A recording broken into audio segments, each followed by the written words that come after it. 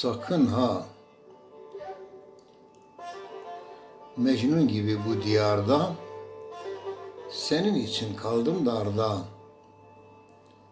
Ölüp yatarsam mezarda, sakın ha unutma beni. Bilsen ne kadar severim, gece gündüz hep ağlarım. Görülmezse de mezarım, sakın ha unutma beni. Gözyaşlarım oldu aşım, ne çileliymiş bu başım.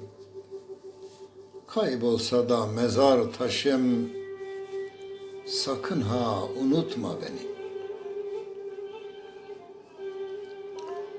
Öldürdün beni ne dersin?